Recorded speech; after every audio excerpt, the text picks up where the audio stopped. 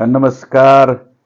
शिक्षक मित्र सनी देवल जाधव या यूट्यूब चॅनलमध्ये पुनश्च आपले सहर्ष स्वागत आहे.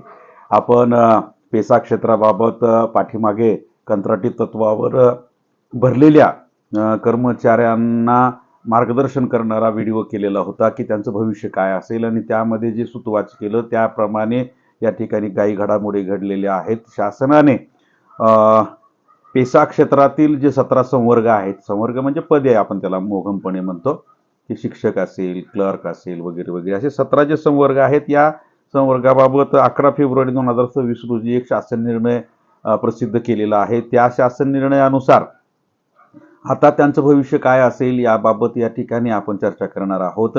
तसेच अनुसूचित क्षेत्र जे आहे त्या क्षेत्रामधील 17 संवर्गाची पदं कशा प्रकारे भरली जाणार आहेत हे सुद्धा आपण थोडक्यात पाहणार आहोत. ज्यांनी या क्षेत्रामध्ये काम केलेलं आहे, काम करत आहेत आणि या गोष्टीसाठी ज्यांनी काम केलं यांना हा व्हिडिओ पटकन समजेल. इतर शिक्षक बांधवांना किंवा आमच्या इतर बांधवांना तो समजणार नाही, तरी सुद्धा आंतरजिल्हा बदलीच्या दृष्टीने सुद्धा हा व्हिडिओ फार महत्त्वाचा आहे आणि तो कसा महत्त्वाचा आहे ते लवकरच तुम्हाला कळेल. तर या अगोदर जे आपल्या महाराष्ट्रामध्ये 13 जिल्ह्यामध्ये आणि बहुतेक 59 तालुक्यामध्ये, म्हणजे 13 जिल्ह्यातील 59 तालुक्यामध्ये पेसा क्षेत्र आहे, अनुसूचित क्षेत्र आहे. अनुसूचित क्षेत्र म्हणजे ज्या ठिकाणी आदिवासी बहुल लोकसंख्या असते अशा ठिकाणी स्थानिक लोकांना त्यांच्याच भाषेचे किंवा त्यांच्याच संबंधित व्यक्तींचे या ठिकाणी नियुक्तीचे शासनाचे आदेश होते, त्यानुसार भरती केली जात होती. तर यामध्ये आता बदल होणार आहे. तर 2019ची जी अधिसूचना होती 17 संवर्गातील पदे भरण्यासंदर्भात तिला आव्हान देण्यात आलेलं होतं सर्वोच्च न्यायालयामध्ये. तर सर्वोच्च न्यायालयाने त्याच्यावर 6 ऑक्टोबर 2025 रोजी निर्णय दिलेला होता. त्यानंतर याच संदर्भामध्ये काय झालं होतं की अवमान याचिका सुद्धा दाखल झाली होती. त्या याचिकेवर माननीय सर्वोच्च न्यायालयाने 17 नोव्हेंबर 2025 रोजी सुद्धा आदेश दिलेला आहे. तर या 13 जिल्ह्यातील जे पेसा क्षेत्रामध्ये जी गावं आहेत, ज्या गावामध्ये आदिवासींची लोकसंख्या 50% अधिक आहे अशा ठिकाणचे जे सरळ सेवेची रिक्त पदं आहेत ते 50% ST प्रवर्गातून म्हणजे अनुसूचित जमाती प्रवर्गातून भरली पाहिजेत आणि उर्वरित जे 50% पदं आहेत ते खुल्या प्रवर्गातून भरली पाहिजेत.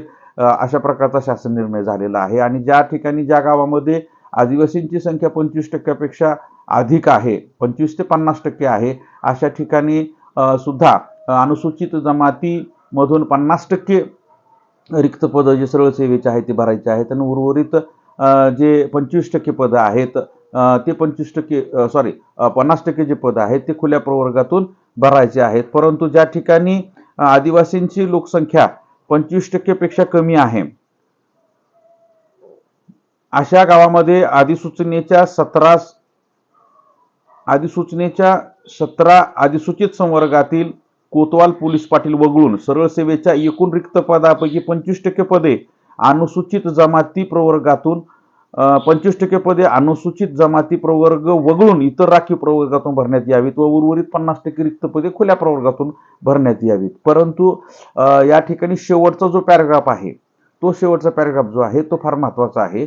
परत एकदा मी रिपीट करतो थोडक्यात की ज्या 13 जिल्ह्यातील 59 तालुक्यामध्ये जी गावं आहेत त्या गावामध्ये जर एखाद्या पर्टिक्युलर गावामध्ये 50% पेक्षा अधिक ST प्रवर्गातील लोकसंख्या असेल, म्हणजे अनुसूचित जमाती प्रवर्गातील लोकसंख्या असेल, तर तेथील 50% पदं हे ST प्रवर्गातून आणि 50% खुल्या प्रवर्गातून, ज्या ठिकाणी 25 ते 50% आदिवासी लोकसंख्या आहे त्या ठिकाणी सुद्धा 50% पदं हे ST प्रवर्गातून आणि 50% खुल्या प्रवर्गातून. परंतु ज्या ठिकाणी अनुसूचित क्षेत्रातील गावामध्ये 25% पेक्षा रिक्त पदे 25% पेक्षा जर लोकसंख्या ST जमातीची कमी असेल तर त्या ठिकाणी 25% इतर मागास प्रवर्गातून, इतर म्हणजे SC असेल, NT असेल, VJNT असेल, याच्यातून भरायचे. 25% ST प्रवर्गातून आणि 50% जे पदं आहेत ते खुल्या प्रवर्गातून भरायचे आहेत.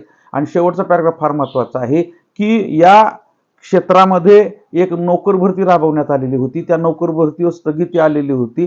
त्यामुळं त्या ठिकाणी